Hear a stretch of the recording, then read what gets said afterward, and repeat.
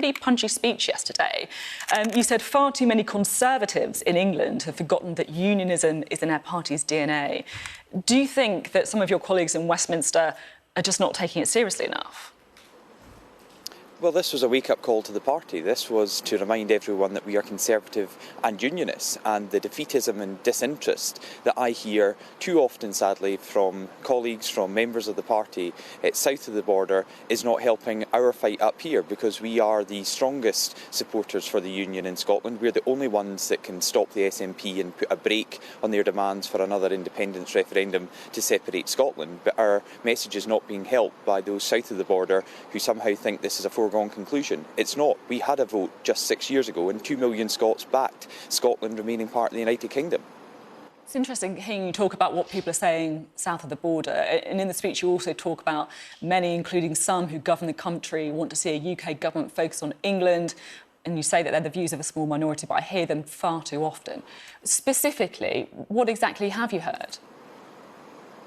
Well, I think we've had policy and feeling amongst UK government departments of devolving and forgetting, of passing on Barnett consequentials to Scotland and not looking at how that benefits people right across the country. So I think it's to change that mindset amongst government departments. It sounds like you're talking about specific comments that you've heard from other Conservative MPs.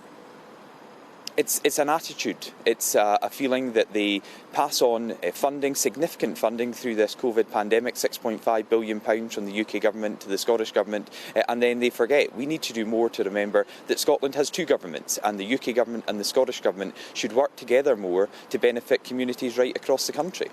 So have you heard flippant comments about the union from some of your colleagues?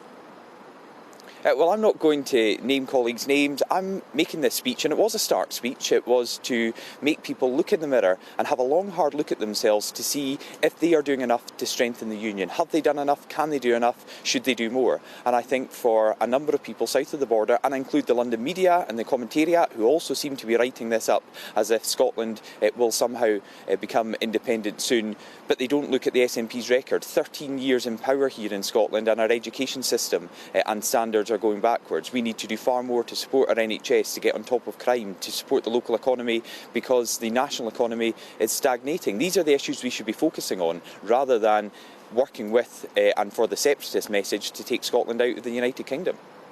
Is Boris Johnson the man to save the union? Yes, the Prime Minister is a strong supporter of the United Kingdom, of the Union. He believes that the four nations of the United Kingdom can do far more together than they can do separately on their own. But I think the Prime Minister would also accept that his government and successive governments have not done enough to strengthen the case for the Union, and that's why I made my speech yesterday, to put down this marker, to make sure everyone reflects on what they have done and what they can do to strengthen our four nations of the United Kingdom. Are his approval ratings in Scotland a problem, though? Well, approval ratings, go up and down, and the future of our country, a 300-year economic and political partnership. Well, I was just saying, Sophie, a 300-year political and economic partnership that has served Scotland and the UK well doesn't rest on if one individual is popular or not. This is about what our country means and what we can do together, united as one nation, working together.